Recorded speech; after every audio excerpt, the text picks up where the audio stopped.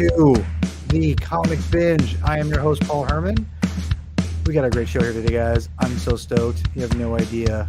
I mean, I have we got lots. We're gonna talk about a living icon, or living, excuse me, a icon, excuse me. And I'm excited to bring this up. Lots of great stuff to do. We're gonna be breaking down, getting into the weeds. So if you love comics, you love to talk about art, then we're gonna break it all down here. So today I'm joined not only by Chris, but I'm joined by a fellow comic artist himself, Mr. Orion Sangara. So welcome to the show. As soon as I figure out my mouse situation here, there we go. All right, welcome everybody. Mr. Orion, how are you doing today, sir? Oh, thank you again for having me. I'm so excited. Yeah, awesome. Dude, this is crazy. So today, for people that don't know, Orion has been a listener of the MCU fan show that I'm a part of with Sean Gerber. Yeah, and I've kind of seen your art. You favorite some tweets of mine, and I saw you were an artist, and I noticed you were a comic artist, and I'm like, oh, cool, and just kind of kept note of that, and we kind of started talking the other day, everyone, and you kind of dropped a bomb on me. I was like, and I was like, what? And not only were you like an extremely talented artist, but it obviously runs in the family, what you told me. So tell us what you're, why you're here, and then what we're going to be breaking down today. So today we're going to be analyzing my grandpa's book, Sgt Rock, Between Hell and a Hard Place. It's written by Brian Azzarello. I think that's how you pronounce it. Azzarello. It's one of my favorites of his. I asked Paul specifically if we could go over this because Absolutely. I just love the tone. I love the dark atmosphere of it. I just love his storytelling in this, and I just think this is one of my favorites he's done, and I hope you guys really enjoy it. That's awesome. Yeah, so Orion kind of blew my mind because I said, hey, we should have you on the show, and he's like, oh, I'd love to talk about my grandpa's work. I'm like, okay. I mean, I'm not gonna, So, and this is out of print. It's hard to find. Yeah. So it's crazy to me that DC hasn't done anything with this. So, anyway, we're gonna break that down. Chris found a copy. I found a copy. Great. And so, yeah. So, Chris, how you doing today, sir? I'm doing well. Excited to talk about this book. This is going to be fun, and thank you, Orion, for joining us. It's awesome to have guys. Yeah. So, I before the show, I meant to go. What am I looking for? Oh, I forgot. My copy is around here somewhere. It's right over there. I'll grab it here in a second. So, I guess really quick, you obviously come from, for people who don't know who Joe Kubert is, dude's an icon. He's been drew comics forever. And obviously had two sons. Andy, if you don't know, Andy Kubert and Adam Kubert are legends in their own rights, and are phenomenal. I knew them before Joe. I mean, that's just, I grew up, I'm a 90s kid. I grew up reading all the Batman and X-Men comics that they did together, or in different parts, and so I love that stuff. And so I discovered Joe. I realized they came from a pedigree because I would see the ads for Joe Kubert's art school, which you had went to, correct? Yeah. That's awesome. Yeah. 2011 or whatever it was. Just really quick question: how old or how long is the program there? When I was there, it was 3 years, but I don't know exactly what they're doing now. It might be changing. It's pretty comprehensive, all narrative art. Really? Yeah. But it mostly focuses on comic books. Yeah, because it was. Because I know they do more than just comics too. So I mean, it's it's design overall, right? Design overall, yeah. So it's it goes into illustration. Yeah. Oh, is it working there? Yeah. Okay. It was a great experience. I really enjoyed it. I don't know what else to add about that.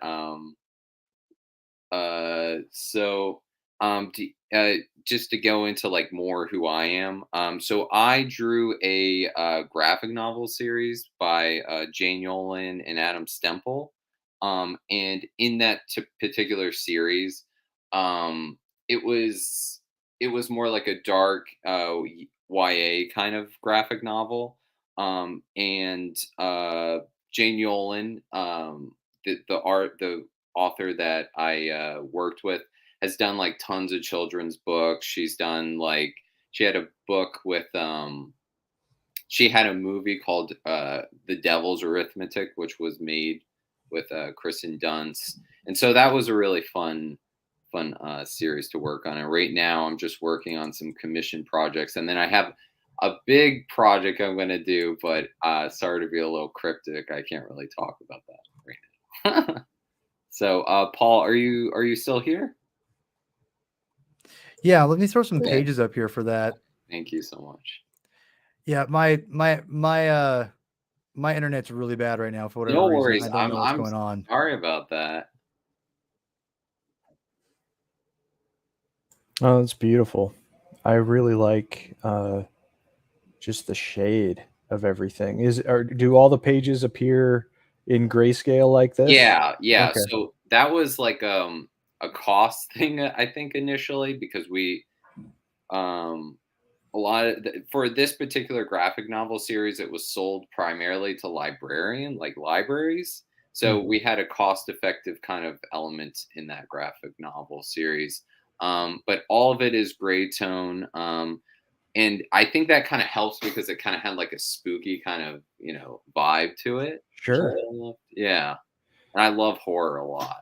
So. Is that the kind of thrust of this story in particular? Yeah, Is it very much in that genre? Yeah. So.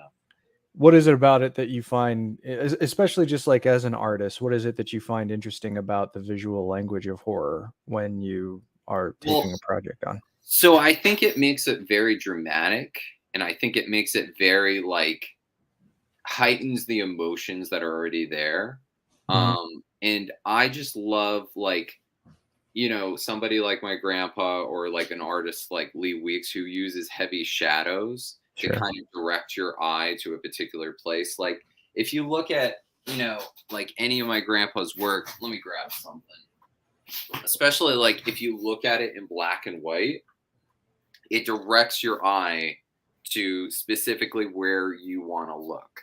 Sure. I just find that really fascinating. And I just love like how, if you use a lot of heavy shadows, like in horror and noir and stuff like my grandpa did, you can, kind of frame certain elements in a drawing to focus on. So like when we go through the Sgt Rock comic, I'll go over some pages where he did that. Sure. And yeah, so I have a lot of influence on my from my grandfather of that particular element of it, like a lot of heavy shadows, and I just love like noir and horror and that kind of stuff. Yeah, that's kind of what I wanted to ask you next, because obviously, I mean, I can't imagine the weight that you must feel being a part of that family at times, especially being in the same business. But just in terms of, I guess, the familial influence on your own work, would you say that it's mostly from your grandfather? Yeah, I would say so. Because he just because like I feel like he really primarily used heavier shadows than my other family members, and he did like superheroes, but he was interested in other things besides like fantasy elements too. Sure. And Yeah. so Sgt Rock, right? I mean, come on. yeah, and in his more personal comics, like Yeah, bring it up, man. I was discussing like Facts from Sarajevo and his Yussel. Here, I'm gonna blow you up, Orion. Keep those up. I'm gonna blow you up on bigger so that you can kind of show people here. 1 second. Okay, so do you want me to go through the pages? Yeah. Go ahead and just go through it, man. It's all you. All right. So I just love like how he could go from more mainstream DC kind of work to something like this where it's a very personal story. So like in Faction, well, that was a really dark one. Let me find like a good page. So like he could go from something like Hawkman or Sgt Rock to something like this, where it's just as terrifying as anything that has more of a fantastical element to it. But he creates like that same sense of like dynamism and like emotion as he did any of his mainstream work. And I just loved I just find it such a huge inspiration to me. Um, yeah, you guys got to check out these books because these aren't as well known as is normal as Right. Sergeant Rock and stuff. But I just love it. And just to mention briefly, well, like what these two personal graphic novels are. Please, yeah. So, Faction Sarajevo is about the war, the Bosnia War that was happening in the 90s, and he had the publisher of SAF who co-publishes this with Dark Horse was trapped in the Bosnian War in Sarajevo, and the only way he could communicate was through faxes. And so this whole graphic novel is about that experience, which I just love that. It's crazy, man. Yeah. That's crazy. Yeah. And he had all the faxes and he just like created the story from the faxes. Wow. So, yeah, I that one's one of my favorites. And I wish a lot more people knew about it. We'll do an eventual show. When we get you back on for the millionth time, we'll make sure we build this show up and that gets the credit it deserves because you've already captivated me with what because the premise sounds incredible. So I mean, I'm super into that idea and doing that. So definitely we will be getting you and get you back on. We'll review that because I'm gonna be picking that. Up because I know my wife would be into that. I'm into that. So before we get into the book and more of your grandfather, Orion, tell me, besides your grandfather, and I'm assuming your uncles, I haven't really asked much about your uncles, but we'll get to them later at one point. But who are some of your favorite artists in comics today that you today? Well, I just grabbed some indie comics I have here. Gotta show off how legit you are. These books you may not know about, but I mean, my absolute one of my absolute favorite storytellers. I mean, my style doesn't really look like a lot of these artists, but I love the storytelling of Jeff Lemire. Yeah. I know he has like a lot different style than me, and it's very like indie looking. Yeah. I just love his personal work. I love his the way he like evokes emotion, and he has kind of like almost like the surrealistic way he presents himself. Yeah. I like his work constantly. Like I'm just amazed. I just loved his Maze book and Primordial, I think it's called, and it's just I just love it. Some other ones I just grabbed was like Scott Mccloud's The Sculptor. Okay, Scott Mcleod. Yeah. Did you guys read this one? I didn't read this one, but I have. He wrote Zot, right? Is that the same guy? That was pretty cool too. Yeah, I need to check. Is this more newer stuff that he put out? Kind of new. It was newer last 10 years. Yeah. I don't know. I would say hit me up with the premise. What? What's the premise of the book? Of the sculptor? So he's a sculptor that can't find he can't find success, he can't find anything. And then he meets his dead uncle, I think. And his dead uncle gives him a bargain, says you're gonna die, and I forget exactly the amount of time. Sure. And in exchange for like to be able to sculpt anything and have these amazing abilities, because he basically like can grab cement and then change it into whatever he wants with his hands, and he has an amazing ability. In exchange for that, he's gonna die. But along during this journey, he also falls in love. So so it's like has that kind of drama along with it. Cool. But I just love this. Like I was like in tears when I first read this. Really? Yeah. Dude. Okay. All right. Oh, what were we gonna say? No, I was gonna say I got the big thing of Zot. I want to read because I have this Understanding Comics book too that I looked over.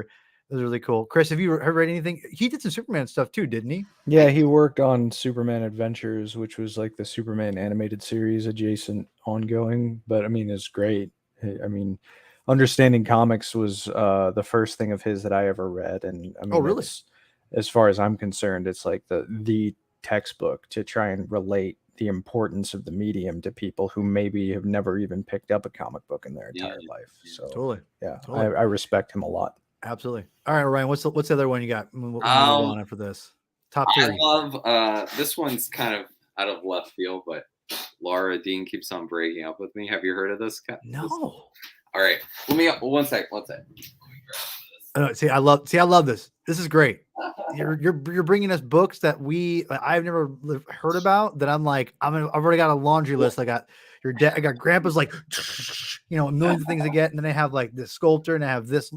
So what's this? Yeah, what's this story? This is a lot different than my grandpa, but like, well, yeah. These are just ones that like personally. Of course, yeah. So this one's kind of like a love story. It's about. Well, it's about a lesbian couple, and I just love like the storytelling throughout of it. And I think she's very young, and she's had a very impressive career. This author or this artist and author. Here, I'm gonna blow you up again. Show me. Let's show some pages from it. Okay, I'm gonna show you this one, and then I'll show you this other one I got from her. Yeah, please. I just really love her comics. It's a lot more simple, but I just love the storytelling in this, and I love the close-ups and the emotions, and it's just really cool. And then this is like a collection of short stories she did, which I really love.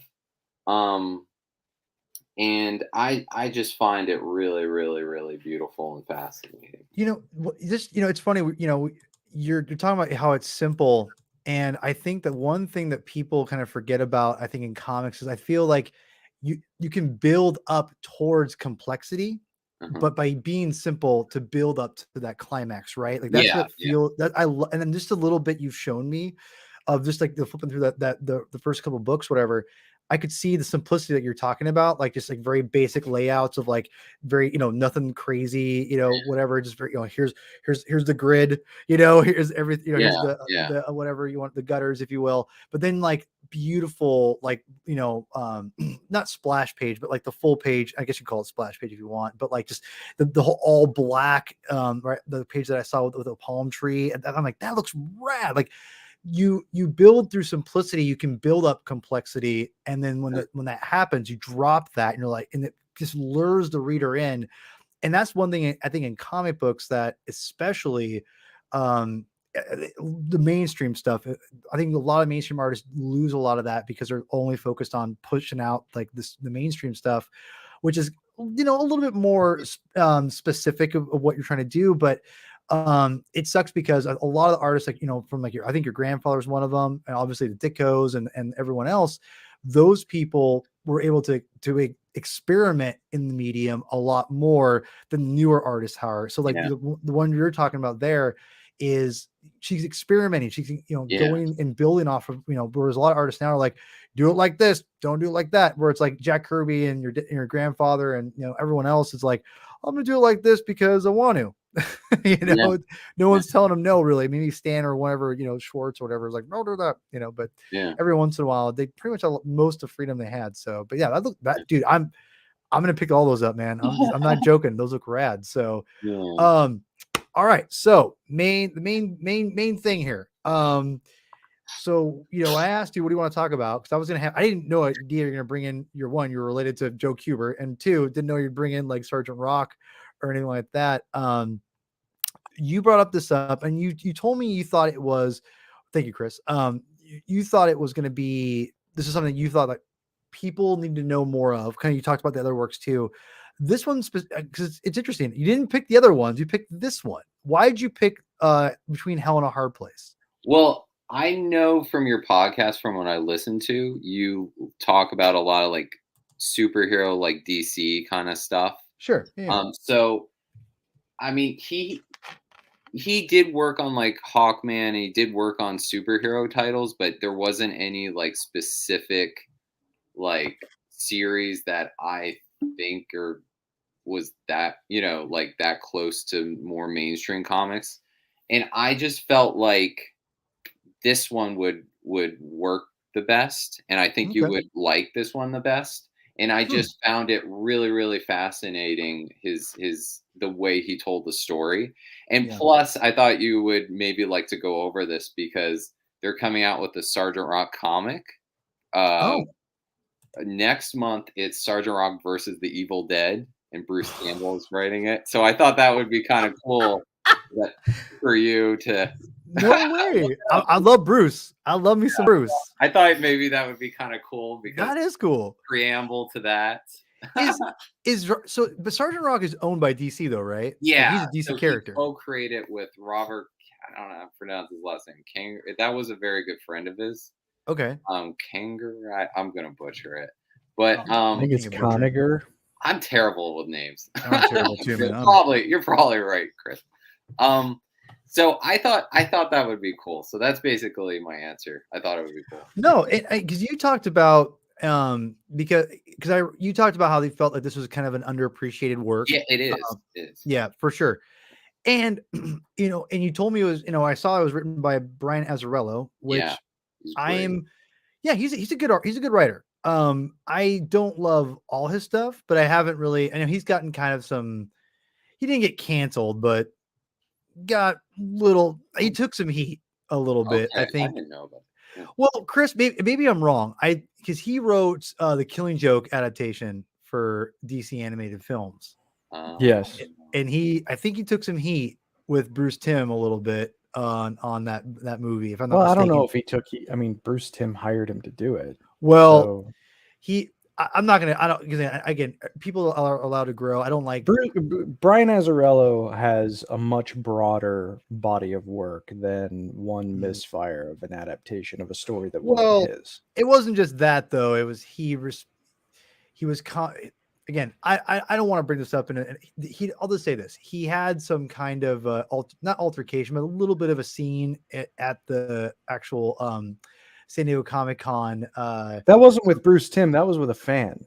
That's what I'm saying though. Like, it was with a fan though for a Killing Joke, and it didn't go over well. It wouldn't go over well with most people, but it's kind of irrelevant to his comic book work though. No, it is. I only say all that because I think people were kind of like, cancel culture. Again, I'm all about giving people second chances, letting people grow, and I think he has acknowledged it was a mistake since then. See, and also, dude, he went on to do like the New 52 relaunch of Wonder Woman, and he has some celebrated original Batman stories in addition to all of his creator-owned work. I mean, he did 100 Bullets with Eduardo Risso at Vertigo. I need to check that out still. I have the first trade.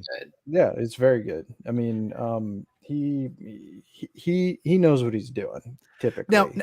Now again, it's interesting to me that with him, he's worked with Frank Miller pretty directly more recently, but DK3 before that was it was this, Between Hell and a Hard Place, and I liked the introduction that your grandfather wrote to the collected edition of this because it seemed very much like he wasn't supposed to be the artist on it. Well, really, don't go. I was gonna get into that too. I just want to fill one last thing about Azzarello really quick, because I know we got not semi-canceled, but whatever. I will say the Get Joker, which we'll eventually cover on the show, is super good. I love Get Joker. So Azzarello, he's all good. No disrespect. Okay, Chris, continue about the introduction for. No, I liked how he told the story about how Karen Berger, who pretty much shepherded Vertigo into its highest points of popularity over the course of that imprint's existence, first tried to solicit him for covers for a mini-series before it seemed like, at least the way that your grandfather told the story, that he has so much of himself tied up in Sgt. Rock that she basically offered him the book as a result of that conversation. And I liked hearing how he was kind of reasoning, okay, this is probably, if we turn this into an OGN, it's probably going to be about 150 pages. That'll probably take me a year to do. But then they just went for it. And I think the thing that I admire them, because I'd never read this before, I knew it existed, but I'd never gotten around. And I like Sgt. Rock quite a bit, actually. I think Yeah. that that's an underutilized corner of the DC Comics universe, generally speaking. But I think what I appreciated the most about this was how the writing from Azzarello clearly wanted to try and highlight the morality of killing during wartime, but that writing, as strong as it is, doesn't have any of the punch that it does unless it's your grandfather that's actually doing. And he did everything. I mean, he did the pencils, he did the inks, and he did the colors. And I mean, it just stands out so much. What you were saying earlier at the top of our conversation when it comes to drawing your eye through black and white. I mean, he does that on every single page here. Yeah. And but he's also just a master in terms of like the emotional conveyance through the eyes. I think that's the thing that really gets me invested in what these characters are doing over the course of this story, because there is like that typical, typical is not the right word, trademark gruffness from Rock himself. But there's also this tortured quality that I don't know any other artist would be able to convey, especially one who has such a personal I mean, obviously he's a creator of the character, but such a personal investment in this kind of a story. And really, it seems to me this could have absolutely served as a major reintroduction of Sergeant Rock to a whole new generation of readers from the guy that made him. It's just this was a joy to read from beginning to end. I'm glad you enjoyed it. That I can't say it better. You said it great. Does you hate when he does that, Orion? No, he did. That's why we call him. That's why fantastic. we call him the Reverend. He just gets on his pulpit and just like, and it's like, God damn it, Chris, stop doing that. It's hard to follow you. I mean, you were throwing those pages up. I mean, the work really does speak for itself. Well, and I just want to say too, Orion, I'm curious. I want to go back to the forward because that I almost thought there was going to be more of a personal story because he was in the war itself, and I have so many questions to ask about Sergeant Rock because truth be told, I don't know much about the character. I wasn't a big DC kid growing up. I was a Marvel zombie. But there's a couple things I want to get into before I get into more of the depths of the character, I want to talk about a little bit of the art and the way the artistic choices he made, I think, for the whole story. And I'm curious if you might confirm some things. The first thing was I noticed there's no sound effects, which I thought was very fascinating. He's like, I don't think there is, and it's all it's literally the art is speaking the volumes of what the actions are. So like the violence, there's no sound effects, and I loved how I noticed that, but it never once bothered me. It never took me out of it. It felt such like a fluid. It was so smooth. The story was so smooth, I felt, and there was no distractions with sound effects. Yeah. I didn't know if you noticed that, or Chris, did you guys notice that there was no sound effects in the book? Yeah. I think what it does is it creates a strange sense of disconnect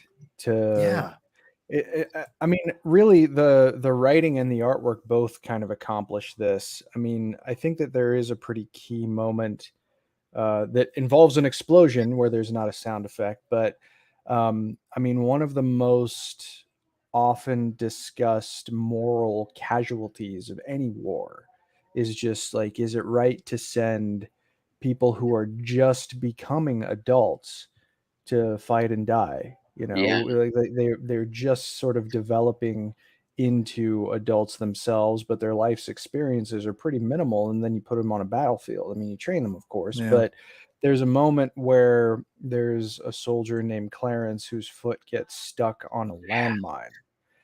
And that I found to be a very emotional moment for me, because the soldier that's trying to help him out of it is like, oh, come on, you ever been in a bar fight? And again, your grandfather rendering those eyes, I've never been in a bar. Yeah. And it's just like totally hits home this idea of this is a kid. Yeah. This is a kid standing on a landmine and he's about to die, and he wants to make sure that the fellow soldier knows his name before the explosion goes off. Let me find that scene. I Sure. with Ice Cream Soldier. Yeah, Yeah, ice yeah, yeah, cream. yeah. Yeah. Yeah, I know that exact And scene. so, and while you're doing that, Orion, I'll just kind of add to it a little bit too. I love the fact that we're the themes of what war will do to people. Obviously, I mean these are all like very typical, like for any kind of medium or telling war stories, or whatever. The one thing I liked about Sergeant Rock, which again I know nothing. I think this is actually the first Sergeant Rock comics I ever read, if I remember correctly. And I looked for him. I went and looked for the original the Joe Kubert stuff, and I was like, there's no digital, there's nothing. I can't get it anywhere. I was like, what the hell, dude? Anyway, but I find was very interesting was Sergeant Rock said he killed someone. He's like, yeah, I killed someone, in my 20s, and there was something about the growth of the character, right? Like how he said he killed someone he was younger, but that's not who he was. It's not, I remember. Am I remembering the right? Is that the right character? I I think think it was it Ice was him, Cream right? Soldier. Was it Wasn't ice cream? Yeah, because he was in a fight with somebody, and then he meets the brother of that particular. Oh, Yeah, okay, that's what it is. Okay, yeah, and then Sergeant Rock. tell me about Sergeant Rock. So I wrote all these little notes. So I make Hey sure man, I get it. So he was so his real name is Frank Rock, and in his It's a rad civilian life name. he used to be a boxer and was impossible not to knock down, which gave him the reputation of being a rock like his name. Um and his father worked in a steel mill, so after he was a boxer, he entered the steel mill like his father, and then World War II occurred, and so then he decided to become the senior platoon sergeant of his unit, which was Easy Company. And Mhm. Easy Company is just a group of soldiers with like funny nicknames, but like the name Bulldozer, Wild Man, Little Sure Shot, and Ice Cream I Soldier. love Little Sure Shot. I think that's a fantastic name.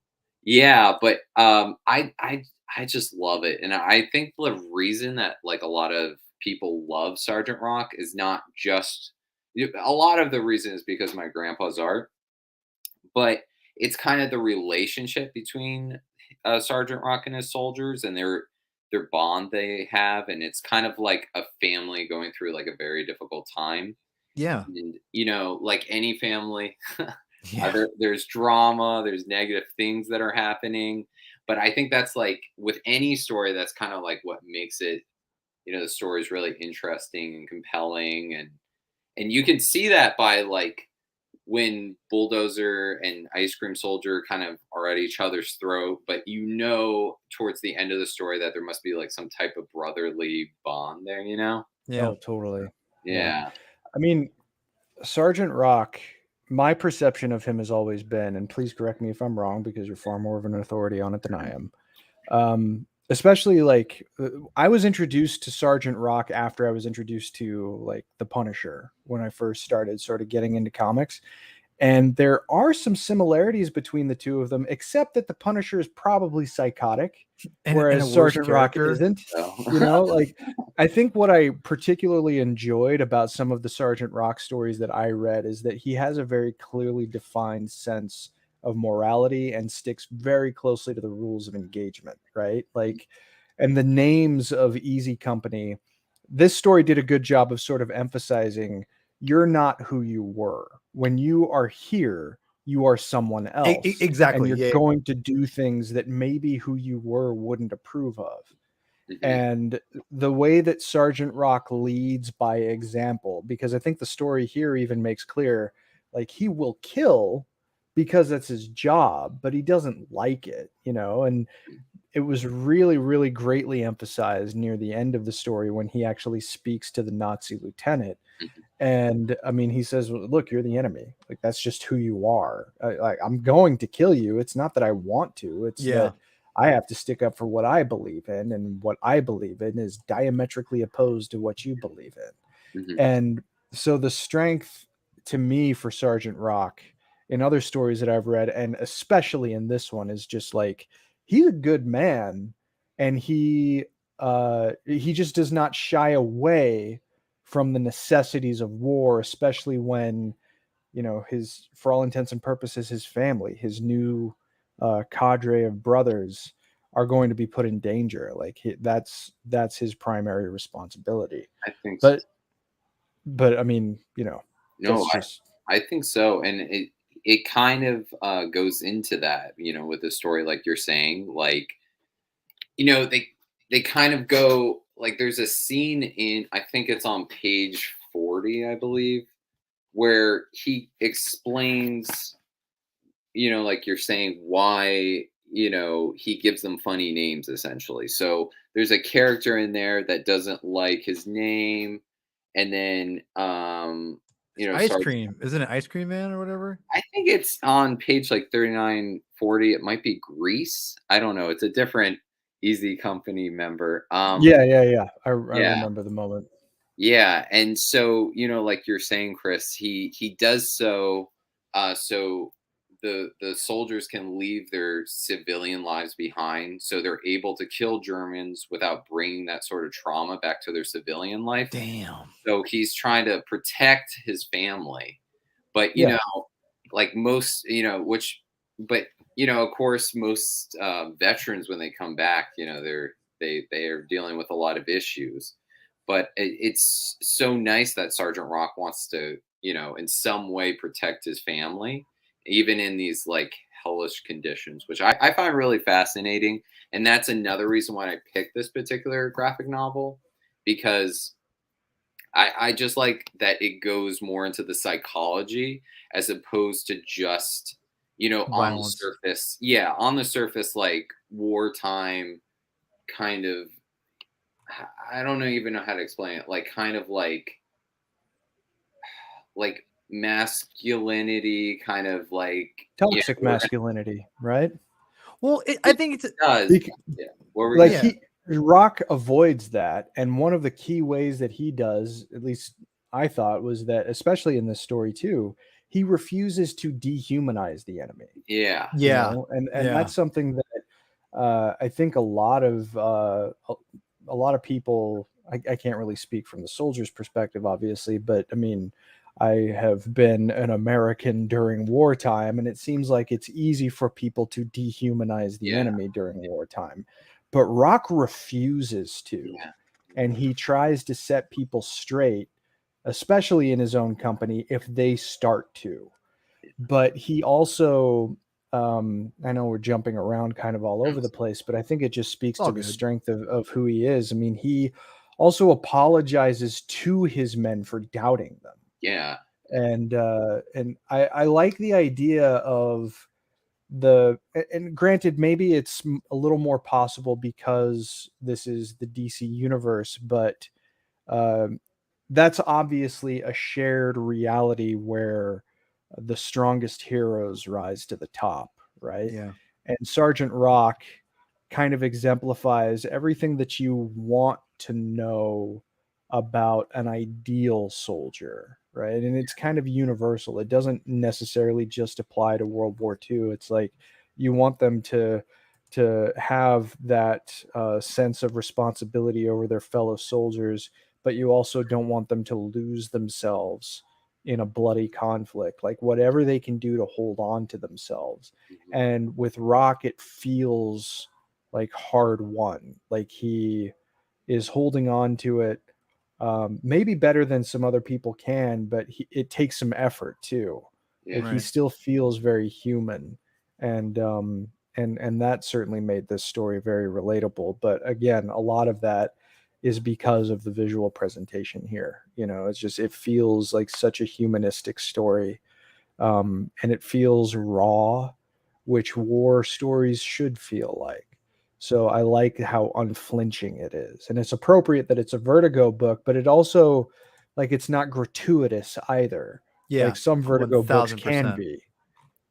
It's very classy in a way. You know, it's like that's the only real way I could describe it. And one thing that, and forgive me, Orion, if I don't want to reveal to our DMs to people, but we talked about there's no cursing in this book. And I'm a curse like a sailor sometimes, as people will probably hear me on here. But I also don't like it when we just put it in the books or movies, just for the sake of like, I want to make this more adult and cool or whatever, and they throw language in it to up the ante, if you will, to make it more adult or mature or whatever. I hate that. Like the one, and you go ahead and mention what your grandfather wanted to do for this book specifically, if you don't mind. I love this. It's cool. So he didn't like to curse in his books too much because the reason was, after, he passed on, he wanted his grandchildren and he wanted, his family members. He didn't want them to read like a ton of curse words. So he wanted to keep it very like PG. All ages. Yeah. Yeah. Yeah. But I noticed some parts of it, which I don't think is a diss on the graphic novel. I just find it a little bit funny. So there's parts where it seems like Mr. Zarello wanted to curse. Like he says like, "Oh, chicken crap." And then another character is like, "Oh, don't curse." Yeah, I thought it's like a meta commentary on that. But I don't think it hurts the book really. No, not at all. Yeah, but I just think it's funny. I think it kind of helps to emphasize how strict Rock is. Yeah, like it's like you don't need to. Well, It's got a very old school. Like it does not too far outside the realm of possibility to think of a man in the 1940s trying to tell people not to curse. Well, and not only that, but you're instilling control, right? Like it's a form of discipline on your team. Like if they can control how they speak, they'll, you know what I mean? Like it's a form of leadership and control and discipline and whatnot. If they can control what they're saying, that means if you can control what you're saying out of your mouth, which is, as I can obviously tell you that I always can't. So if you can do that, that's a discipline. So there's a lot to be said there. Orion, I wanted to ask you how you feel about Rock's place in the shared universe, because I know that there were certain stories like in the late 90s, early 2000s, General Rock showed up as part of President Lex Luthor's administration during a Superman crossover. And I think he's appeared like, I mean, obviously Bob Haney used him in Brave and the Bold and crossed him over with superheroes. And my impression is that kind of chafed at either your grandfather or Conager a bit. And then, well, and then I read DC Universe Legacies #4, the backup story by Len Wein and your grandfather, that said Rock died from the final bullet shot in the European theater in the war. And Easy Company just never left. Like that's where they are. That's where they're needed, and that's narratively where they fit. But how do you feel about like that kind of stuff? I don't know, it seems conflicting. And then there's like descendants of Rock apparently. Yeah. I don't know. Like I feel like he wanted to keep it more like realistic. So I don't know if he personally would have. I don't really know, but I always got the feeling that he wanted to keep towards more realism with a lot of his work. That's so I don't like. I kind of feel part of me feels like maybe Sergeant Rock and Easy Company should just be a part of World War II and not really branch out of that, not worry too much of it. Not even. I mean, that's just personally what I feel. But I mean, I think it's cool when he interacts with other parts of the DC universe. Like, I think Sergeant Rock's even been in cartoons. Like, or have you guys ever watched Justice League Unlimited? Oh yeah. Yeah. So I think there's an episode where he's time traveling and then he meets, I think. Yeah. So it's kind of fun to see that kind of thing. Sure. But I think personally my favorite stories of Sergeant Rock always has to do with World War II and the realism that occurs there. But it's also fun. So I say, go for it. And have him interact with more mainstream characters. Like I think in Andy's comic he did with Tom King, that Superman comic, I think Sergeant Rock shows up, right? Oh, yeah. I haven't read all of that one, so I'm not sure. So those kind of things are fun, but I think what like my grandpa was mostly focusing was during World War II, and then that's what I think is the most compelling about the character. Sure. And kind of like sometimes when you take him out of those elements, he's just kind of like a soldier fish out of water kind of a thing. Yeah, totally. And it's Did you see the animated short that came out a few years ago with Sgt. Rock? a vampire thing or werewolf. Yeah, it was like a 15-minute short that was written by Walter and Louise Simonson and Oh, I directed didn't by know that. Bruce Timm. Yeah. But yeah, it did kind of infuse it was mostly like a wartime kind of a story, but he was also running with around next to vampires a vampire and a Frankenstein werewolves. monster, you know? Yeah. Hey, you can enlist in vampires and werewolves in any story, in my opinion. So that's those are interchangeable for any era. So up here, I don't want to take a super long time because I want to keep it short so people actually will watch the video because this is too good. The stuff we're talking about is too good. If you haven't already, if you made it this far, it's amazing because I think most people only make it like 5 minutes in. Hit the like button, comment on the show, please, because that's how we get in the algorithm. And yeah, do all that. And so really quickly, Orion, you know, I wanted to bring this up before we definitely, at least for me, I want to make sure I ended it on my part on. He mentioned, he being your grandfather, obviously, he mentioned in the foreword, he said he artistically went through, I'm going to pull up the book here. He said, my eyes are so bad. Where do you say? Where he went? Crash darn it. I just had it in the, oh, here we go. He says, in order to convey the story clearly, I decided to plan my pages with a simple 3-tier grid, 3 rows of panels, no fancy page designs with shattered panel border, clarity or story flow. Now, when he said that, I was looking at the pages, and I'll bring some up here. When I'm not an artist. I know comics pretty well. I'm not like a super expert like Alex from Comic Book Historians. If you're watching, Alex, I love you. But one of the things when he says 3 rows, I think I know what he's saying, because he says like, Yeah. obviously you've got, this is 3 rows. Obviously it's not 3 panels, but we have 3 rows. So you talked about the 3 feel that he was going for. Why do you think he chose the 3 panel 3 row layout idea? So I think what he wanted to accomplish was he didn't want any fancy, break the panel kind of panels, because he wanted to clearly show the story. Because I feel like a lot of, I think he felt during the time was that a lot of artists were creating all these wacky panels and losing the central theme, losing like the clarity of the work. And Absolutely. and he beautifully changes, the camera angle on the panels. And I feel like if you introduce all these wacky kind of particular panels, it'll lose some of the momentum of the story. Um, Yeah. it's kind of funny. Another reason this is kind of a side note, I even chose this graphic novel was because I remember him actually drawing it. Oh, Because no way. That's rad, dude. so I didn't live in New Jersey during this time. I actually lived in West Virginia randomly with my family. And so I remember being a little kid and going up there.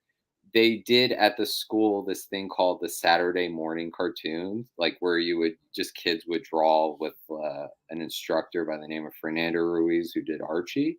And I Oh, wow. remember, doing the Saturday morning classes and then afterwards going into his office and just sitting there and watching him draw this. And he was kind of explaining this to Pete Carlson, who used to work at the school, who helped him with the production of this book. And I remember him talking about why he specifically chose to do it that particular way. Wow. So that's what my memory is. What Dude, you're bringing it up. And so freaking cool. and a side thing before I forget. Oh, what were we gonna say? No, please, Bill, please. Another please. really, really cool thing is so he lettered all these pages, right? But he didn't actually physically letter them. What he Right. did was there was a guy who made a template based on his lettering. And if you bought it, you had the rights to it. So all you had to do was, I think you still can buy it. You can buy that particular template, and that's what he did. He didn't actually letter with his hand. He used his template his actual like font. So there's Joe a Kubert's font. yeah, look it up. It's really cool. It's Dude, really cool. I need to get this immediately. I have. Holy crap. That sounds, dude, this is incredible stuff, Yeah. man. Like, what the hell? Like, this is like, I'm kind of like, what the hell? I'm so grateful like to get all this information. This is incredible. Yeah. Really quickly, I'm gonna get into the weeds here, and I'm stupid, so bear with me. I need Oh, your artistic brain to break this down for me. okay. I'm assuming I get this, but this kind of breaks the mold. I'm assuming this he wasn't just hardcore doing the three layout. Is this still the three layout, or just kind you Well, get what I'm saying here? Yeah, go ahead, explain the this. tiers, well, the tier. So like, if you notice, the Yeah, tiers I'll are blow all you the up. same. So like, Okay. that's the third tier down.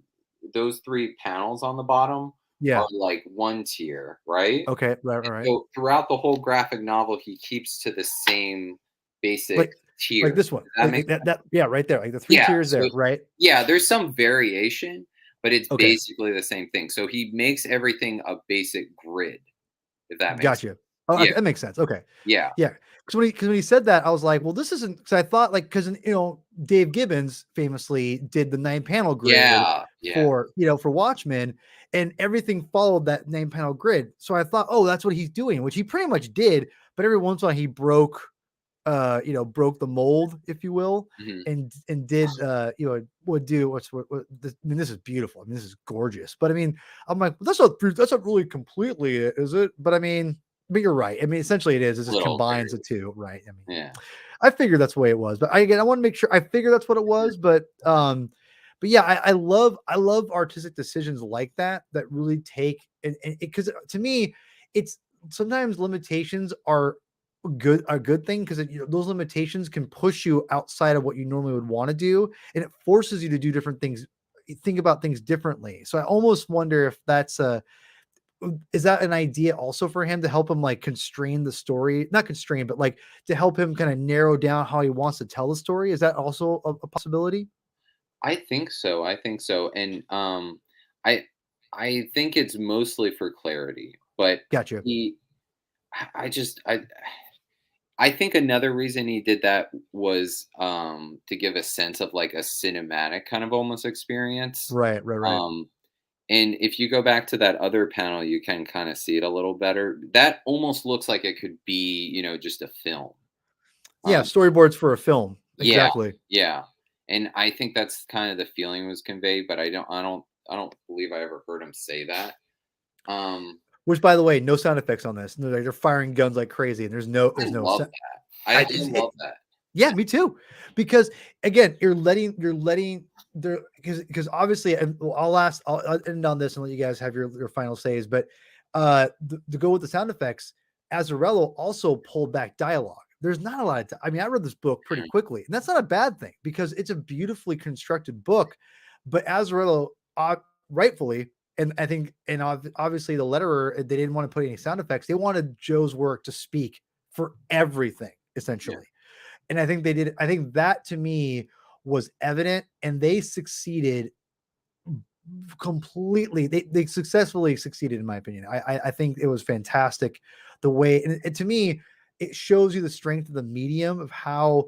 Because some people, if you're buying a comic book, I think we all can agree. If you buy a comic book for $5 now for like a 22-page comic, and you get not a lot of dialogue, you get kind of bummed out. It's like, well, you know, give me some substance, a little bit. But I think there is value in pulling back sometimes. And when you do it the right way, and I think not all, I'm not saying the mainstream comics don't do it the right way when they're doing the monthly periodicals, but this is a great example of a book that relies so heavily on the layouts and the panels and not so much the dialogue and the sound effects. It pulls all that back and puts your grandfather at the front and shows you why he's an icon because he can just tell a story like none other.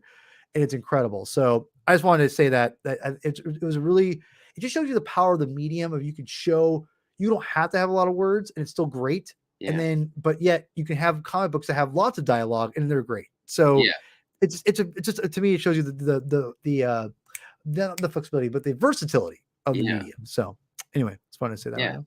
You don't always need it. You can No, just yeah, tell the story by the pictures.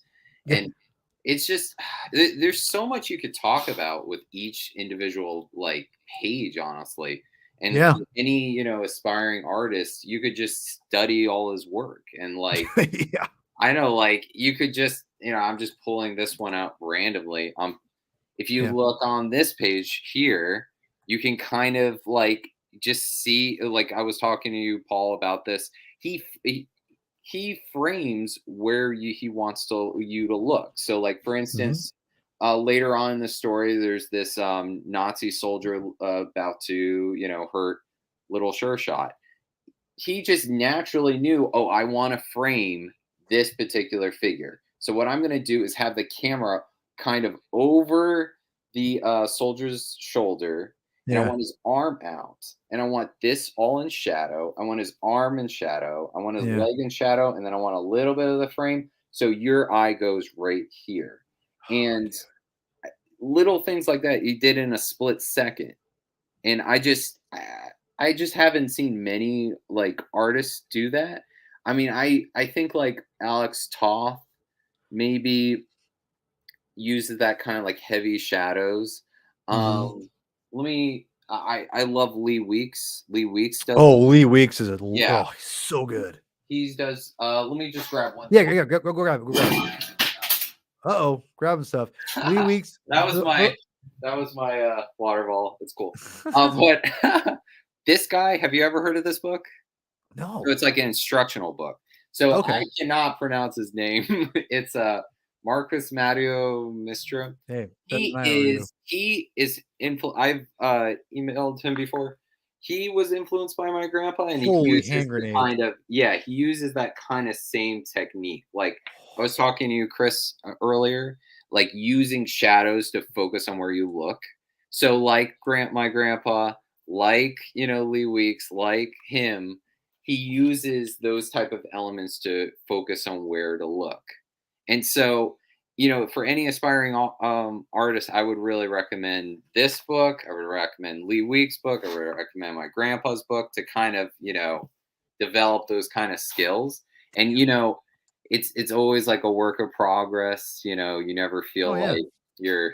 I don't think I definitely know I'll never be as good as him, and nobody will be as good as yeah, I him. was gonna say, I don't think no one's gonna get there, bro. And your uncles aren't gonna get there. You're not gonna get Nobody no is. one's gonna get as good as he is, man. No, He's a legend for a reason. it just was so natural, you know. You know, Yeah. it's just I've never seen an artist like draw like him.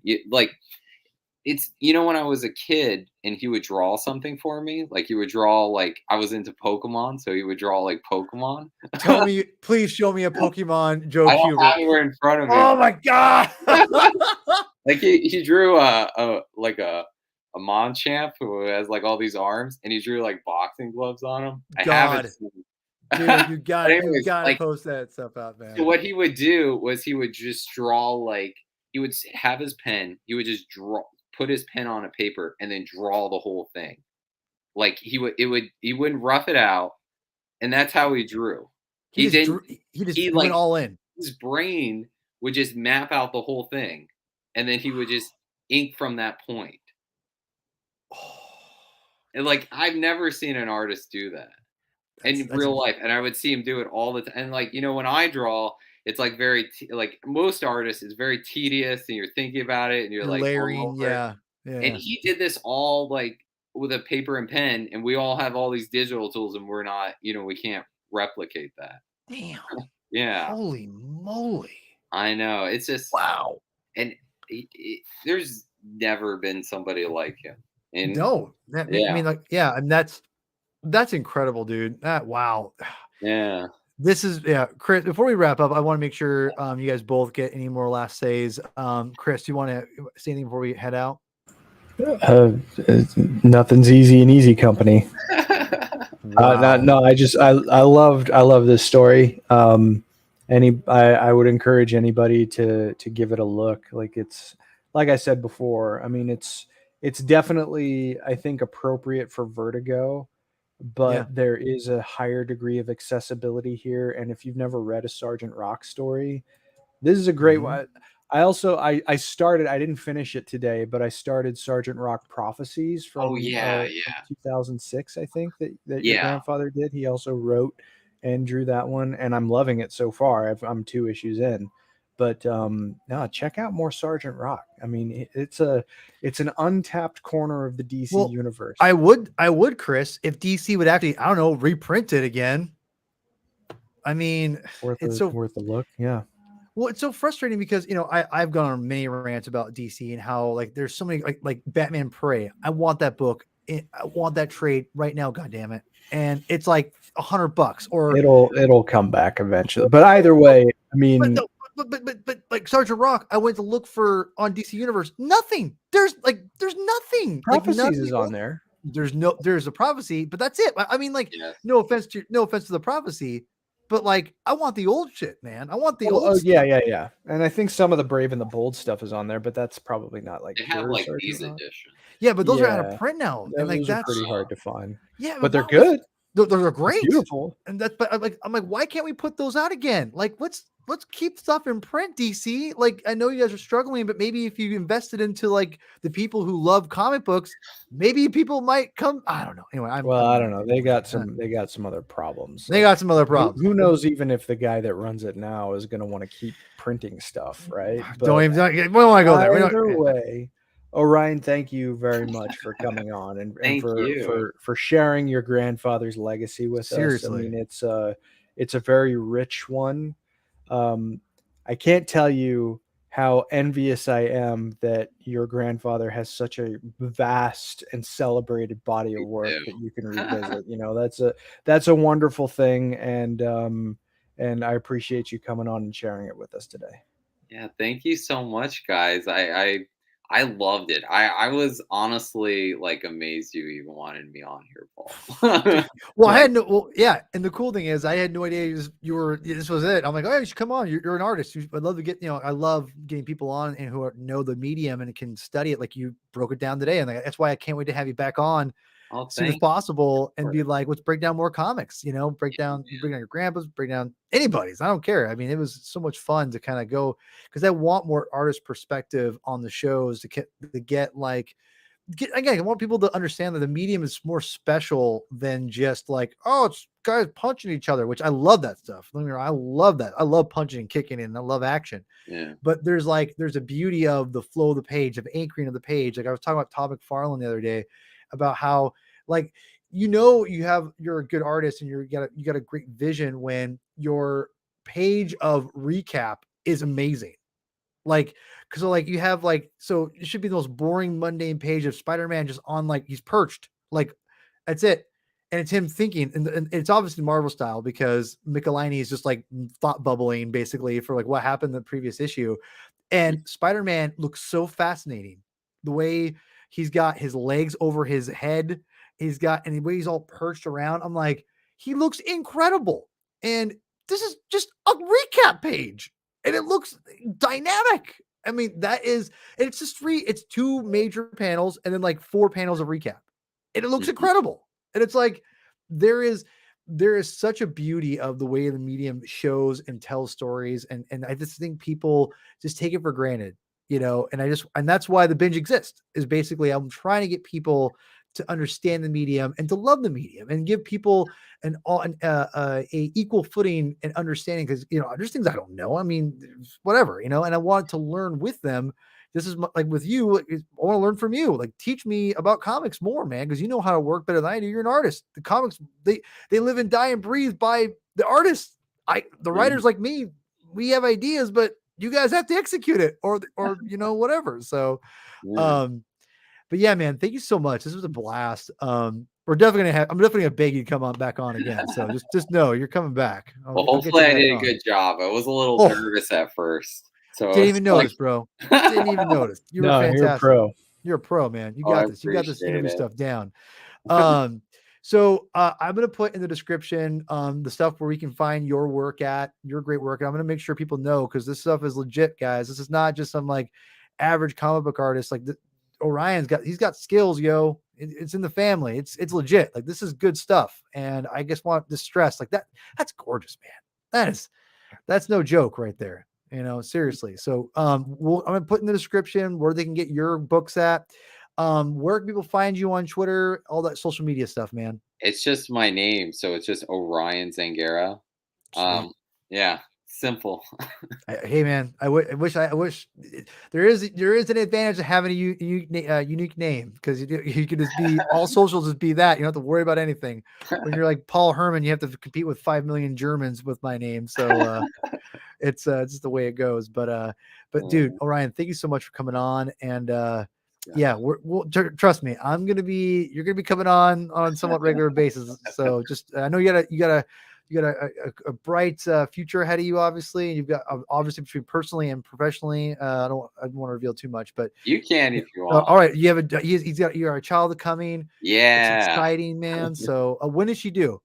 December 7th, which is up, Pearl man. Harbor.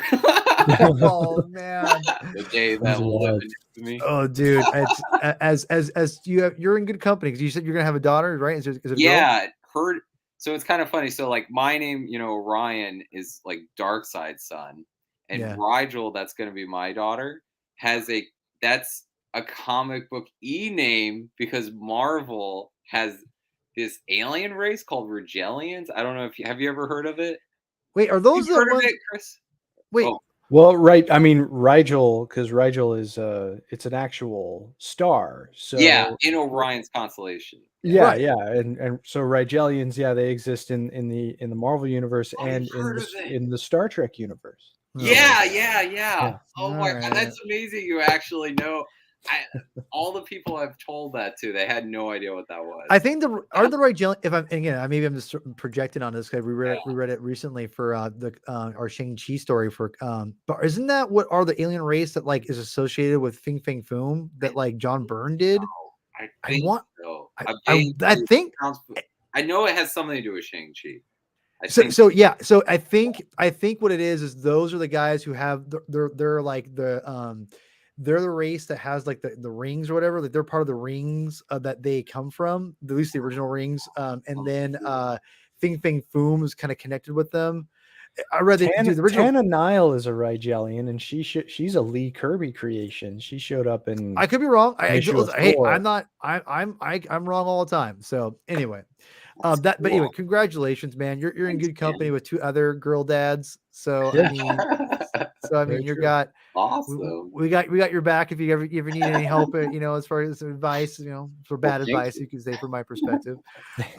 So yeah, man. Well, again, I know you're a busy guy, but I'm gonna beg you to come on a bunch to break I'd down love some stuff. to. You're gonna come back. It's just no. I tell you that you're gonna come back. So Chris, man, why don't you tell people where they can find you, and let's wrap this mother up. At Chris Clow, CHRISCLOW, it's right there on Twitter. The Reverend. And we'll be back soon to do our first step into Infinite Crisis. So I think we're all looking forward to that. Yeah, I'm not sure next week. We're not gonna have an episode. My wife's birthday is next Tuesday, so that'll be. I'm not sure if I'm gonna come back later that Friday. I had some plans, but I haven't really confirmed them yet. So we'll see. There may not be a show next week. We'll see. We'll see what happens. But anyway, Chris, why don't you like the video again? The one person who made it this far, like the video, subscribe, hit the comments, all that good stuff. Chris, why don't you take us out, my friend? Nothing's easy and easy. Read more comics. Killing me. All right.